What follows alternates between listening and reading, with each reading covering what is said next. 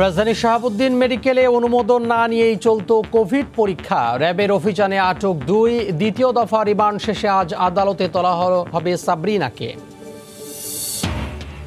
Regent হাসপাতালের অব্যবস্থাপনা নিয়ে 1 মাস আগেই লিখিত অভিযোগ দেন চিকিৎসকরা। ব্যবস্থা নেয়নি মন্ত্রণালয়। অনিয়ম সংক্রান্ত নথি আজ দুদকে জমা দেবে স্বাস্থ্য অধিদপ্তর। রাতভর বৃষ্টিতে রাজধানী জুড়ে জলাবদ্ধতা, যানবাহন চলাচল ব্যাহত, চরম দুর্ভোগে কর্মজীবী মানুষ। এবং কাল জিলহজ মাসের নতুন চাঁদ বাংলাদেশেও দেখা যাবে জানালেন জ্যোতির্বিজ্ঞানীরা। বৃহৎ জনগোষ্ঠীর আবেগ অনুভূতি মাথায় রেখেই সিদ্ধান্ত, বলছে ধর্ম মন্ত্রণালয়।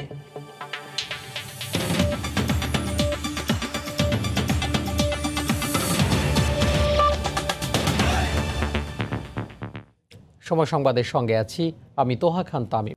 রিজেন্ট হাসপাতালের পর এবার কোভিড-19 পরীক্ষায় জালিয়াতির প্রমাণ মিলল রাজধানীর শাহাবুদ্দিন মেডিকেলে। অনুমতি না নিয়েই কোভিড পরীক্ষা সহ নানা অভিযোগে আইনশৃঙ্খলা রক্ষাকারী বাহিনী অভিযানে নামে। আটক করা হয় প্রতিষ্ঠানটির সহকারী পরিচালক সহ 2 জনকে। দীর্ঘ অভিযান শেষে র্যাবের পক্ষ থেকে সাংবাদিকদের ব্রিফ করে জানানো হয় সিলগালা করা হবে হাসপাতালটি। একই সঙ্গে জড়িত সবার বিরুদ্ধে আইনানুগ ব্যবস্থা নেওয়ার কথাও জানানো হয়। রাজধানীর শাহাবুদ্দিন মেডিকেল কলেজ হাসপাতাল করোনা পরীক্ষার অনুমতি নেই, তবুও করোনা রোগীর কাছ থেকে আদায় করেছেন প্রায় 2.5 লাখ টাকা। অভিযোগের পাহাড় হাসপাতালের বিরুদ্ধে কোভিড নেগেটিভ রোগীকে পজিটিভ দেখিয়ে রোগীদের কাছ থেকে আদায় করত মোটা অঙ্কের টাকা, যেখানে এক রোগীর একই পরীক্ষা করা হতো একাধিকবার। ডাক্তারের মাস্ক, গ্লাভস, পিপিইর সকল খরচ নেওয়া হতো রোগীদের কাছ থেকে। মানি রিসিপ্টও দিয়েছে আমাকে 3500 টাকা নিয়ে। এই যে আমার মানি রিসিপ্ট আমার হাতে। এরপরে আমি মানি রিসিপ্ট দেওয়ার পরে আমি বিকালে ওনাদেরকে ফোন করি যে আমার রিপোর্টটা কখন দিবেন। তো আমাকে বলতেছে যে কোনো রিপোর্ট দেওয়া হবে না। রোববার দুপুরে র্যাবের নির্বাহী ম্যাজিস্ট্রেট সরওয়ার আলমের নেতৃত্বে অভিযানে নামে র্যাবের একটি দল। প্রাথমিকভাবে করোনা পরীক্ষার কোনো কিট বা পিসিআর মেশিন দেখাতে পারেনি হাসপাতালটি। অনুমোদন না নিয়ে রোগীদের অ্যান্টিবডি পরীক্ষা করে আসছিল এই হাসপাতাল। অপারেশন থিয়েটারে পাওয়া যায় 10 বছরের বেশি মেয়াদ উত্তীর্ণ ঔষধ সহ অবৈধ ঔষধ, যা স্বীকার করেছেন হাসপাতালের ডাক্তার। টাকার ব্যাপারটা আমি বলবো না, আমি বলবো যে টেস্টগুলো আপনার প্রয়োজনের বাইরে সেগুলো অযৌক্তিক। আর যে জানেন তো ICU service always costly. RAB জানায় শাহাবুদ্দিন মেডিকেল কলেজ হাসপাতালের প্রায় 1 বছর আগেই লাইসেন্সের মেয়াদ শেষ হয়ে যায়। এসব অনিয়মে জড়িত থাকার অভিযোগে হাসপাতালের সহকারী পরিচালক সহ অন্তত 2 জনকে আটক করা হয়। সেই অ্যান্টিবডি টেস্টের ভিত্তিতে করেছিল। ওইটা না ওরা প্লাজমা দিবে বলে করেছিল। না প্লাজমা দিলে তো করতে হচ্ছে। সেটা অন্যায়, সেটা অন্যায়। ভুয়া রিপোর্ট করে নাই, কোনো রিপোর্ট দেওয়া হয়নি। র্যাব বলছে ভুয়া রিপোর্ট দিয়ে রোগীদের সাথে প্রতারণা করেছে হাসপাতালটি। তাদের বিরুদ্ধে নিয়মিত মামলা দায়ের করা হবে। স্বাস্থ্য অধিদপ্তরের সম্পূর্ণ নিয়মকানুন না মেনে Shahabuddin medical college hospital corona পরীক্ষা করছিল। অনুমোদনের আগে থেকেই তারা কোভিড-19 টেস্ট করত এবং টেস্টের নাম করে তাদের লোকজনের কাছ থেকে টাকা আদায় করেছে। এবং কিছু টেস্ট তারা তাদের এখানে কোনো আরটিপিসিআর মেশিন নেই, তারা ডিভাইস বা কিট ইউজ করে কিছু করেছে, যেটি খরচ মাত্র 200 টাকা, কিন্তু লোকজনের কাছ থেকে আদায় করেছে 4500 থেকে 5000 টাকা। যেহেতু এটা লাইসেন্স নাই, সুতরাং অবশ্যই এটা সিলগালা হবে। এর আগে দেশে করোনা সংক্রমণের প্রাথমিক দিকে নমুনা পরীক্ষার অনুমতি দেওয়া হলেও পিসিআর মেশিন না থাকায় চুক্তি বাতিল করে স্বাস্থ্য অধিদপ্তর। সাদাত রহমতুল্লাহ, সময় সংবাদ, ঢাকা। এই মুহূর্তে শাহাবুদ্দিন মেডিকেলে আছেন রিপোর্টার শাহরিয়ার জামান দীপ। বিস্তারিত জানতে আমরা সরাসরি যুক্ত হব তার সঙ্গে। দীপ, তামিম, আপনি জানেন যে গতকালকে কিন্তু এই শাহাবুদ্দিন মেডিকেল কলেজ হাসপাতাল যেটি রয়েছে এখানে র্যাবের অভিযান পরিচালনা করা হয় এবং অভিযান পরিচালনাকারে কিন্তু করোনা পরীক্ষার নমুনা সংগ্রহ, পরীক্ষার ফলাফল সহ বিভিন্ন অনিয়ম পাওয়া যায়। আমি যদি একটু দেখাতে চাই আপনাদেরকে, দেখতে পাচ্ছেন হাসপাতালটি। এবং আরেকটি বিষয় জানিয়ে রাখতে চাই যে র্যাবের যে অভিযান হয়েছে এই অভিযানে এখানে কিন্তু যে অপারেশন থিয়েটারগুলো রয়েছে সেখানে কিন্তু মেয়াদ উত্তীর্ণ জিনিসপত্র পাওয়া গিয়েছে এবং সব কারণগুলো মিলিয়ে র্যাবের পক্ষ থেকে গতকালকে বলা হয়েছে যে এই হাসপাতালটি সিলগালা করে দেওয়া হবে। এবং এখানে সকালবেলা আসার পরে আমরা দেখতে পেয়েছি যে আসলে হাসপাতাল কর্তৃপক্ষের তেমন একটা প্রস্তুতি কিন্তু নেই। তবে র্যাবের পক্ষ থেকে আমাদেরকে বলা হয়েছে যে আজকে দুপুরের পরে তারা সিলগালার জন্য হয়তো এখানে আসবেন এবং সেক্ষেত্রে তারা যেটি বলছেন যেখানে বেশ কিছু সংখ্যক রোগী রয়েছে তাদের একটি জায়গায় সরিয়ে নেওয়ার পরে আসলে তারা সিলগালা করবেন এবং এই সরিয়ে নিতে হয়তো বা কিছুটা সময় লাগতে পারে। এক্ষেত্রে একটু জানিয়ে রাখতে চাই যে আমরা এখানে সকালে আসার পরে এখানে যারা রোগী ভর্তি রয়েছেন তাদের আত্মীয় স্বজন অনেকের সাথেই কথা বলেছি। অনেকে আমরা দেখতে পেয়েছি যে নিজ উদ্যোগে কিন্তু এখান থেকে যাওয়ার জন্য প্রস্তুতি নিচ্ছেন, অর্থাৎ আশেপাশের হাসপাতালগুলোতে কিন্তু তারা যোগাযোগ করছেন।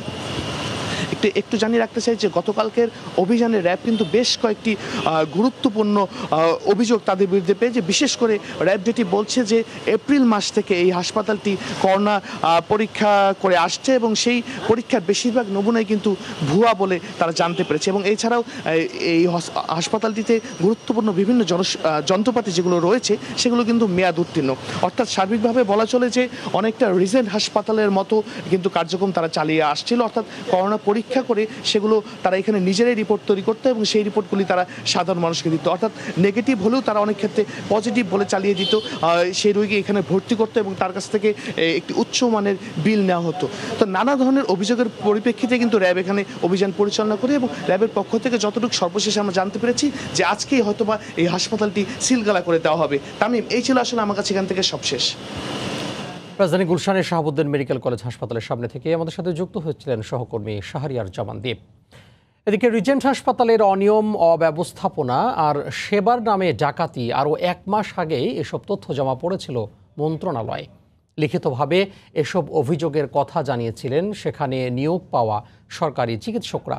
পরে তাদের সেখান থেকে সরিয়ে নিলেও শাহেদের রিজেন্টের বিপক্ষে কোনোই ব্যবস্থা নেয়নি মন্ত্রণালয়, যদিও এখন এসবের দায় নিতে চান না সংশ্লিষ্ট কর্মকর্তারা। রাশেদ দিবনের রিপোর্ট। রিজেন্টে অভিযানের পরে শাহেদনামায় প্রতিদিনই যুক্ত হচ্ছে নতুন নতুন অধ্যায়, আর সেই সঙ্গে জমাট বাঁধছে নানা প্রশ্ন। এই করোনাকালে রিজেন্টের সঙ্গে চুক্তি অনুসারে সেখানে নিয়োগ দেওয়া হয় বেশ কয়েকজন সরকারি চিকিৎসক। নিয়োগের দিনেই তাদের কাছে মৌখিক নির্দেশ আসে সেদিনই কর্মস্থলে যোগ দেওয়ার। মধ্যরাতে খোদ শাহেদি চিকিৎসকদের ফোন দেন প্রধানমন্ত্রীর ব্যক্তিগত সহকারী পরিচয়, আর হাসপাতালে যোগদানের পরের অভিজ্ঞতা আরও ভয়াবহ। উনি প্রথমে আমাকে যে পরিচয়টা দেয় সেটা হচ্ছে বলে যে আমি প্রধানমন্ত্রীর সিনিয়র সচিব। ডাক্তারের প্রোটেকশনের ব্যাপারে, ডপিংয়ের পরে করোনা রোগীর মাঝখান দিয়ে হেঁটে যাওয়ার ব্যাপারে কোনো কিছুতেই আমি অভ্যস্ত ছিলাম না। তখন জানতে পারলাম যে এখানে এক্সরে মেশিন নাই, এখানে প্যাথোলজিস্ট নাই, প্যাথোলজির কোনো কাজকর্ম চলে না।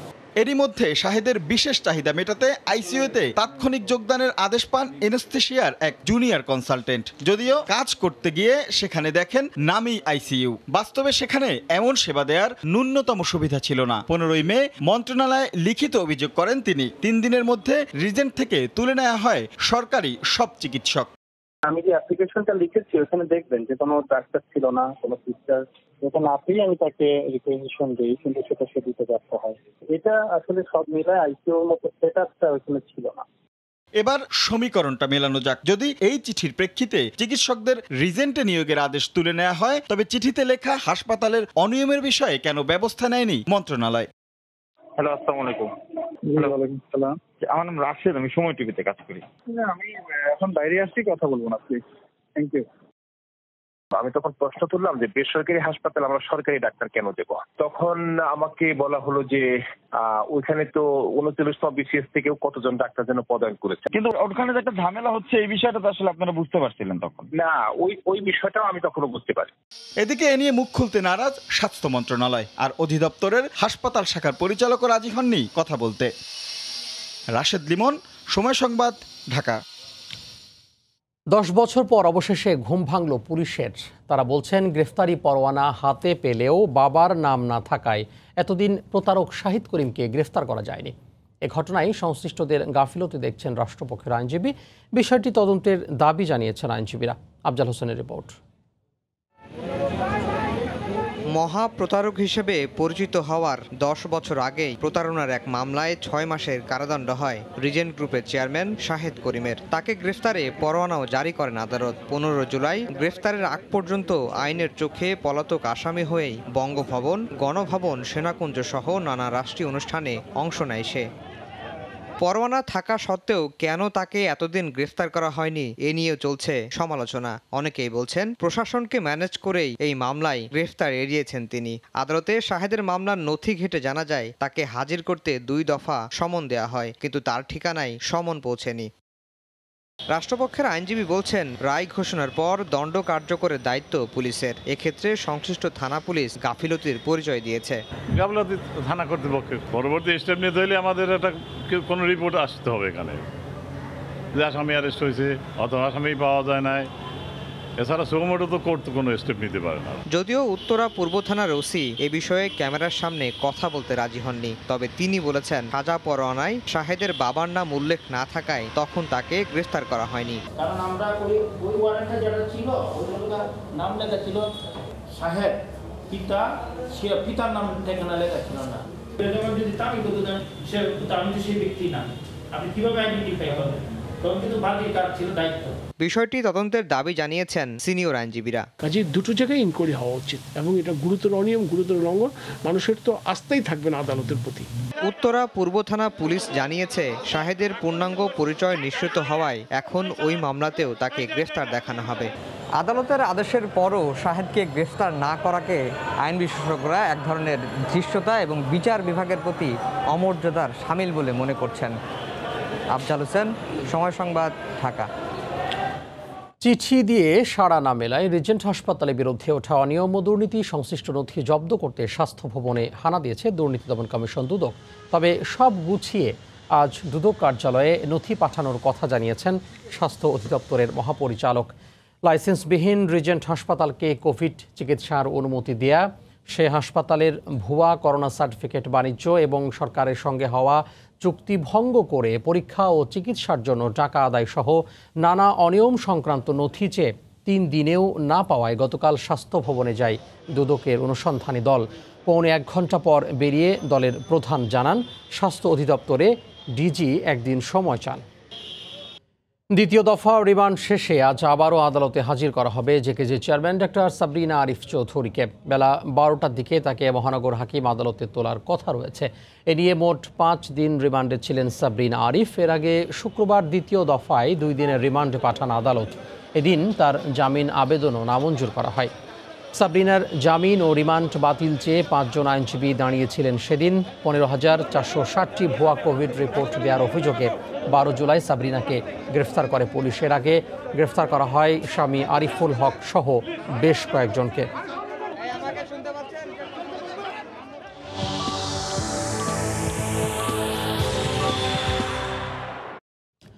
মুন্সিগঞ্জে কোভিড সংক্রমণ বেড়েই চলেছে। ছোট্ট এই জেলায় করোনা শনাক্ত 2,500 ছাড়িয়েছে। স্বাস্থ্যবিধি না মানার কারণেই কমছে না করোনা সংক্রমণ মনে করছেন স্বাস্থ্য সংশ্লিষ্টরা। বিস্তারিত নাসির উদ্দিন উজ্জ্বলের পাঠানো তথ্য ছবি দিয়ে রিপোর্ট। মুন্সিগঞ্জ এখন করোনার হটস্পট জেলা। প্রতিদিনই করোনা শনাক্ত হচ্ছে।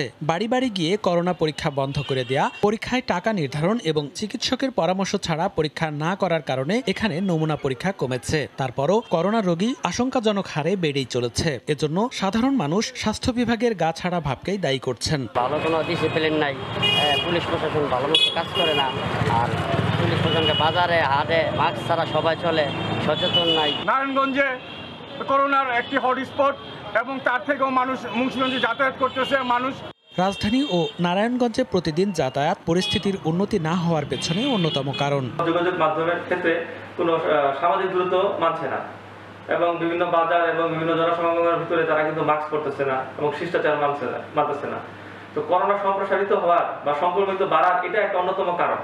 স্বাস্থ্য বিভাগ বলছে স্বাস্থ্যবিধি না মানার কারণেই করোনায় আক্রান্তের সংখ্যা কমছে না। বিনা কারণে যদি যাতায়াতটা না করে তাহলেও অনেকটা করোনা রোগীর সংখ্যা কমে যায়।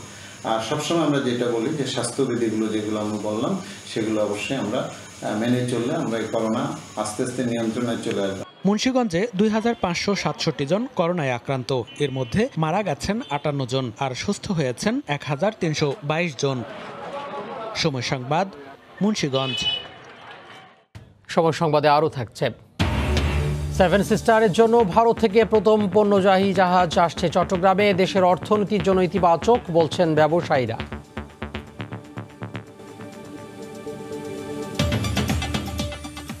রাতভর বৃষ্টিতে রাজধানীর বিভিন্ন স্থানে জলাবদ্ধতার সৃষ্টি হয়েছে। দুর্ভোগে পড়েছেন কর্মস্থলে যাওয়া মানুষ। এই মুহূর্তে নগরীর 7 রাস্তার মোড়ে আছেন রিপোর্টার মার্জিয়া মোমু। আমরা সরাসরি যুক্ত হব তার সঙ্গে। মোমু, দাবি শ্রাবণের মুষলধারে বৃষ্টিতে তলিয়ে গেছে পুরো রাজধানীর প্রধান সড়কগুলো। এই মুহূর্তে নগরীর বিভিন্ন স্থানে সৃষ্টি হয়েছে জলাবদ্ধতা। এতে করে এই সকালে অফিসগামী মানুষ তারা দুর্ভোগে পড়েছেন এবং পাশাপাশি যানবাহন নিয়ে আজ সকালে যারা বের হয়েছেন রাজপথে তারাও কিন্তু চরম ভোগান্তিতে পড়েছেন। পানি ঢুকে কিন্তু গাড়িগুলো বন্ধ হয়ে যাচ্ছে। এছাড়া যারা বের হয়েছিলেন ছাতি ছাড়া তারা কিন্তু তাদেরকে বৃষ্টিতে ভিজেই তাদের অফিসে যেতে হচ্ছে। পাশাপাশি এই জলাবদ্ধতার কারণে কিন্তু তাদের অফিসে যেতেও কয়েক ঘন্টা প্রায় দেরি হচ্ছে। মূলত বলা যায় যে এবং আমরা কিছু মানুষের সাথে কথা বলে তারা আমাদেরকে জানিয়েছেন যে মূলত নগরীর ড্রেনেজ ব্যবস্থাপনা এবং বর্জ্য ব্যবস্থাপনাগুলো ঠিকমতো না হওয়ার কারণেই প্রতি বছর বর্ষা মৌসুমে কিন্তু তাদেরকে এই ধরনের ভোগান্তিতে পড়তে হচ্ছে এবং তারা অভিযোগ করেছেন যে বছরের পর বছর সামান্য কয়েক ঘন্টার বৃষ্টি হলেই নগরী এই যে পানির নিচে ডুবে যায় সেটির কোনো প্রতিকার এখনও সিটি কর্পোরেশন কিংবা নগর উন্নয়ন কর্তৃপক্ষ সহ সংশ্লিষ্টরা এখনও এই জলাবদ্ধতাটাকে নিরসন করতে পারেননি। তারা বলছেন তারা আসলে ক্ষুব্ধ যে একটু বৃষ্টি হলেই কেন হচ্ছে রাজধানীটা পানির নিচে তলিয়ে যাবে। তারা বলছেন নগরীতে কোনো এখনো বন্যা শুরু হয়নি, তাহলে এই যে সড়কগুলো প্রায় প্রধান সড়কগুলো এবং আশপাশের যে গলিগুলো রয়েছে সেগুলো কেন পানির নিচে ডুবে যাবে। আপনাকে জানিয়ে রাখতে চাই যে গতকাল রাত ভর থেকে যে টানা বৃষ্টি হচ্ছে সেটি কিন্তু এখনো অব্যাহত রয়েছে এবং নগরীর মূলত যে ড্রেনগুলো আমরা দেখতে পেয়েছিলাম সেগুলো ময়লা আবর্জনায় সেই ড্রেনের মুখগুলো আসলে মূলত বন্ধ হয়ে যাওয়াতেই সড়কগুলো থেকে বৃষ্টির পানি সরছে না এবং তারই ফলশ্রুতিতে কিন্তু নগরীর সড়ক অলিগলিতে জলাবদ্ধতার সৃষ্টি হয়েছে এবং এই জলাবদ্ধতার জন্য কিন্তু সাধারণ মানুষ যারা ঘর থেকে বের হয়েছেন, অফিসে যাচ্ছেন, কর্মক্ষেত্রে যাচ্ছেন, তারা কিন্তু আজ সকাল থেকে এখন পর্যন্ত কিন্তু তারা ভোগান্তিতে রয়েছেন তারা। তো নগরবাসী আসলে এই জলাবদ্ধতার নিরসন চাচ্ছেন। তারা বলছেন যে ঢাকা নগরীর জলাবদ্ধতা নিরসনে শিগগিরই সংশ্লিষ্ট কর্তৃপক্ষরা তারা কার্যকর পদক্ষেপ নেবেন এই প্রত্যাশাই করছেন নগরবাসী। তামিম। রাতভর বৃষ্টিতে রাজধানী বিভিন্ন স্থানে জলাবদ্ধতা সৃষ্টি হয়েছে আর সেখান থেকে আমাদের সাথে যুক্ত হয়েছিলেন সহকর্মী মার্জিয়া মোমো। কাল বিশ্বের অন্যান্য দেশের মতো বাংলাদেশের আকাশ থেকেও জিলহজ মাসে নতুন চাঁদ স্পষ্ট দেখা যাবে, এমনটাই বলছেন জ্যোতির্বিজ্ঞান নিয়ে গবেষণাকারীরা। চাঁদের অবস্থান জানানো ওয়েবসাইটের তথ্য বিশ্লেষণ করে তারা বলছেন বিশ্বের সব মুসলিম দেশে একই দিনে রোজা শুরু বা ঈদ পালন নিয়ে বাংলাদেশে বছরের পর বছর ধরে যে বিতর্ক চলছে এবার সুযোগ হয়েছে তার অবসান হওয়ার। তবে ধর্ম মন্ত্রণালয় বলছে বৃহৎ জনগোষ্ঠীর আবেগ অনুভূতির বিষয়টি মাথায় রেখেই তারা সিদ্ধান্ত নেবেন। মাহমুদ রাকিবের রিপোর্ট। নাসা থেকে তথ্য নিয়ে প্রকাশিত চাঁদের অবস্থান জানানো ওয়েবসাইট moonsighting.com বলছে জুলাইয়ের 20 তারিখ বিশ্বের কোনো জায়গা থেকে জিলহজ মাসের চাঁদ দেখা যাবে না, তবে 21 জুলাই বিশ্বের বেশিরভাগ দেশ থেকেই তা স্পষ্ট দেখা যাবে। moonsighting.com বলছে বাংলাদেশ থেকে পশ্চিম দিকের দেশগুলো চাঁদ দেখবে খালি চোখেই। এছাড়া আকাশ পরিষ্কার থাকলে বাংলাদেশ সহ আশপাশের দেশ থেকেও স্পষ্ট চাঁদ দেখা যাবে। সাইটটির তথ্য বিশ্লেষণ করে পরমাণু ও জ্যোতির্বিজ্ঞানীরা বলছেন 21শে জুলাই বাংলাদেশে যখন 280 ডিগ্রি অ্যাঙ্গেলে সূর্য অস্ত যাবে, ঠিক একই সময় তার 13 ডিগ্রি উত্তরে অর্থাৎ 293 ডিগ্রি অ্যাঙ্গেলে পশ্চিম আকাশে জিলহজ মাসের নতুন চাঁদ দেখা যাবে। নতুন চাঁদটি বাংলাদেশের আকাশে 35 মিনিট স্থায়ী হবে বলেও জানাচ্ছেন তারা। অন্যান্য বছর যে চাঁদের অবস্থান থাকে, চাঁদের বয়স থাকে, সেই অনুযায়ী এবার সবচেয়ে বেশি আমাদের পক্ষে যে চাঁদ দেখার পক্ষে। আমাদের পূর্ব দিকে মানুষ ইন্দোনেশিয়াও দেখবে, তো কাজে বাংলাদেশ বা না দেখার কোনো কারণ নেই। কিন্তু আমাদের দেশে কিছু আলেমগণ মনে করে সৌদি আরব যেদিন হয় তারপরের দিন আমরা, এটা ভুল, কোনো দলিল নাই। সৌদি আরব আগের থেকে এই বৈজ্ঞানিক চার্ট অনুযায়ী স্থির করেছে 30শে জুলাই হজের দিন বা ইয়মন আরাফার দিন, কাজে 31 জুলাই ঈদুল আজহা। আমি একটা চ্যালেঞ্জ দিচ্ছি, গত 30 বছর ধরে নাসার যে প্রেডিকশন আছে তার ভিত্তিতে moonsighting.com ওখানে গিয়ে দেখেন কোথায় কোথায় দেখা যাবে, সেইখানে দেখা যায়। তা চাঁদ উঠে গেলে আর চাঁদের বাকি থাকে কি? তারা বলছেন এর ফলে একই দিন রোজা শুরু ও ঈদ পালন নিয়ে দীর্ঘদিনের বিতণ্ডার অবসান হবে। এখন কেন আমরা সায়েন্সকে ব্যবহার করছি না? সমস্যা হলো এখানে যারা প্রচলিত পদ্ধতিতে একটা চলে আসছে তাদের একটা ব্রেক থ্রু করা। যদি চাঁদ কোথাও উঠে গিয়ে থাকে তার মানে দ্য মুন ইজ আপ দেয়ার, পৃথিবী একটা, চাঁদ একটা, তাহলে ওই রাসূলের কথা অনুসারে এবং কোরআনের কথা অনুসারে তাহলে জিলহজ মাস শুরু হয়ে গেল। ধর্মসচিব বলছেন ওআইসির সিদ্ধান্ত সম্পর্কে তারা অবগত নন। এছাড়া মঙ্গলবার বাংলাদেশের আকাশে চাঁদ দেখা সাপেক্ষেই তারিখের বিষয়ে সিদ্ধান্ত হয় বলেও জানান তিনি। 21 তারিখে যে আমাদের সভাটি হবে চাঁদ দেখা কমিটির সভা, সেদিন চাঁদ দেখা যাবেই, এরকম আগাম কোনো বার্তা আমাদের কাছে নেই। যদি চাঁদ দেখা যায় সেদিন অবশ্যই সেভাবে ডিক্লেয়ার হবে। হিজরি ক্যালেন্ডার বাস্তবায়ন পরিষদের তথ্যানুযায়ী বিশ্বের 195টির মধ্যে 189টি দেশই এবছর একই তারিখে রোজা শুরু ও ঈদুল ফিতর পালন করেছে। মাহমুদ রাকিব, সময় সংবাদ, ঢাকা। কোভিড আতঙ্ক ও আর্থিক সংকটের কারণে এবছর কম পশু কোরবানি হবে বলে আশঙ্কা করছেন আড়তদাররা। সেই সঙ্গে ট্যানারি মালিকদের কাছে বিপুল অঙ্কের বকেয়া আটকে থাকায় রয়েছে পুঁজি সংকটও। এতে গেল বছরের চেয়ে এবছর ঈদুল আজহায় 50% কাঁচা চামড়া কম সংগ্রহ হবে বলে আশঙ্কা করছেন তারা। বিস্তারিত হাজিরা শুলি রিপোর্টে। ট্যানারি মালিকরা আড়তদারদের বকেয়া পরিশোধ না করায় গেল বছরে কুরবানির পর চামড়া কেনাবেচা নিয়ে নজিরবিহীন সংকট তৈরি হয়। আড়তদাররা সময় মতো না কেনায় সম্পূর্ণ নষ্ট হয়ে যায় 30% চামড়া। কুরবানির ঈদ ঘনিয়ে আসলো, আড়তদারদের বকেয়া পাওনা দেয়নি অধিকাংশ ট্যানারি। কোভিডের আঘাতে মন্দা চলছে চামড়া রফতানিতেও, ফলে চামড়া কেনাবেচায় এবছরও সংকটের আশঙ্কা করছেন আড়তদাররা। বর্তমানে ব্যাংকগুলো ট্যানারি মালিকদের ঋণ দিলেও পায় না আড়তদাররা। পাইকারদের মিলিয়ে সারা বাংলাদেশে সব মিলে 400-500 কোটি টাকা হবে ট্যানারি শিল্পের কাছে আমরা পাওনা রয়েছে। সে টাকা যদি না আসে তাহলে এই প্রক্রিয়ামেন্ট করাটা কঠিন হয়ে যাবে। লক্ষ্যমাত্রা থেকে আমরা 50 to 60% হতে পারে, পুরোপুরি হবে না এই বছর কোনো অবস্থাতে। 80% টাকা এখন পর্যন্ত তাদের কাছে রয়ে গেছে। আমাদের ট্যানারির মালিকদের সাথে সাথে রহাইডের জন্য আমাদের ওর জন্য 200-300 কোটি টাকা বরাদ্দ করা হোক। ট্যানারি মালিকদের দাবি গত 6 মাসে নেই কোনো ব্যবসা। এই অবস্থায় ঋণ পুনঃতফসিলের সুযোগ নয়, আড়তদারদের বকেয়া পরিশোধ ও চামড়া কিনতে নতুন ঋণ চান তারা। কোনো ট্যানারি মালিকের পক্ষে আপনার সম্ভব না এই মুহূর্তে 2% ডাউন পেমেন্ট দিয়ে আপনার ব্লক করা। একদিকে ব্যবসা বন্ধ, একদিকে দিয়ে ইন্টারেস্টের বোঝায় আজকে আমরা জর্জরিত। চামড়াটা সহজভাবে সংগ্রহ করতে পারে, ব্যাংক আবার পুনর্বিবেচনা করে আমাদের সেই নতুন করে লোনের ব্যবস্থা করবে, এটাই আমরা আশা করি। তবে এবছর চামড়া সংগ্রহ ও বিপণন সংকট এড়াতে পরিকল্পিত উদ্যোগ নেওয়া হচ্ছে বলে জানান বাণিজ্য সচিব। বছর এই সমস্যাগুলো হবে বলে আমি মনে করছি না, কারণ আমরা এবার পরিকল্পিতভাবে এগোচ্ছি আর কি, সবাই মিলে, সব মন্ত্রণালয় মিলে সংশ্লিষ্ট। গেল বছর মোট 70 লাখ পিস গরু, ছাগল, মহিষ ও ভেড়ার চামড়া সংগ্রহ করেছিল ট্যানারিগুলো। হাজিরা শিউলি, সময় সংবাদ, ঢাকা। বাংলাদেশ ভারত ট্রান্সশিপ পেমেন্টের চুক্তির প্রায় 2 বছর 7 সিস্টারের জন্য ভারত থেকে প্রথম পণ্যবাহী জাহাজ আসছে চট্টগ্রাম বন্দরে। ট্রায়াল পর্যায়ে ভারতের হলদিয়া বন্দর থেকে কন্টেইনার নিয়ে এমভি সেজুতি নামের জাহাজটি কাল চট্টগ্রাম বন্দরের জেটিতে ভেড়ার কথা রয়েছে। সাক্ষাৎপুর ক্যামেরায় বিস্তারিত কমলদের রিপোর্টে।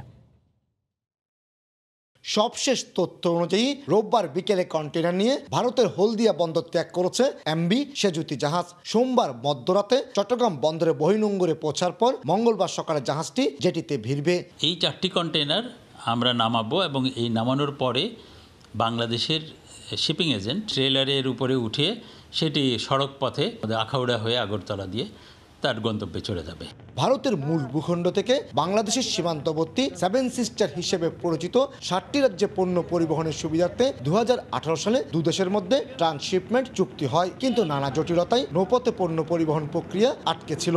বাংলাদেশে যারা শিপিং এজেন্ট আছে তারাও লাভবান, পাশাপাশি এই ট্রানজিট থেকে যে মাসুল আসবে সেটা দেশের উন্নয়ন কাজে ব্যবহৃত হবে।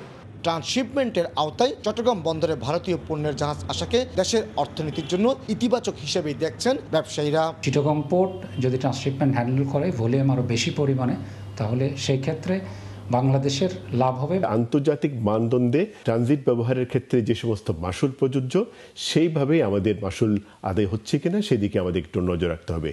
ট্রান্সশিপমেন্টের মাধ্যমে এই বন্দর নতুন মাইলফলক অতিক্রম করবে বলে মনে করেন বন্দর কর্মকর্তারা। চট্টগ্রাম বন্দরও একটি নতুন জায়গায় যুক্ত হতে যাচ্ছে এবং এর দ্বারা যখন নতুন কন্টেইনার আসবে তার দ্বারা বন্দর লাভবান হবে। এই ট্রান্সশিপমেন্ট প্রক্রিয়া সফল হলে পরবর্তীতে চট্টগ্রাম বন্দর ব্যবহার করে নেপাল এবং ভুটানের সাথে একই ধরনের চুক্তির পরিকল্পনা রয়েছে বাংলাদেশের। কমল দে, সময় সংবাদ, চট্টগ্রাম। এই পর্যায়ে শীর্ষ সংবাদগুলো জানিয়ে দিব আরও একবার। রাজধানী শাহাবুদ্দিন মেডিকেলে অনুমোদন না নিয়েই চলত কোভিড পরীক্ষা, র্যাবের অভিযানে আটক 2। দ্বিতীয় দফা রিমান্ড শেষে আজ আদালতে তোলা হবে সাবরিনাকে। রিজেন্ট হাসপাতালের অব্যবস্থাপনা নিয়ে 1 মাস আগে লিখিত অভিযোগ দেন চিকিৎসকরা। ব্যবস্থা নেয়নি মন্ত্রণালয়। অনিয়ম সংক্রান্ত নথি আজ দুদকে জমা দেবে স্বাস্থ্য অধিদপ্তর। রাতভর বৃষ্টিতে রাজধানী জুড়ে জলাবদ্ধতা, যানবাহন চলাচল ব্যাহত, চরম দুর্ভোগে কর্মজীবী মানুষ। এবং কাল জিলহজ মাসে নতুন চাঁদ বাংলাদেশেও দেখা যাবে জানালেন জ্যোতির্বিজ্ঞানীরা। বৃহৎ জনগোষ্ঠীর আবেগ অনুভূতি মাথায় রেখেই সিদ্ধান্ত, বলছে ধর্ম মন্ত্রণালয়। এই ছিল এখনকার মতো। যে কোনো খবর পেতে ভিজিট করুন সময়নিউজ.tv। আপনার মোবাইলে সময় সংবাদ দেখতে ও সব খবর পেতে ডাউনলোড করুন সময় অ্যাপ। এছাড়া এইমাত্র পাওয়া খবর মোবাইলে পেতে SMS করুন *BN লিখে পাঠিয়ে দিন 16242 নম্বরে। আর সঙ্গে থাকুন সময়ের।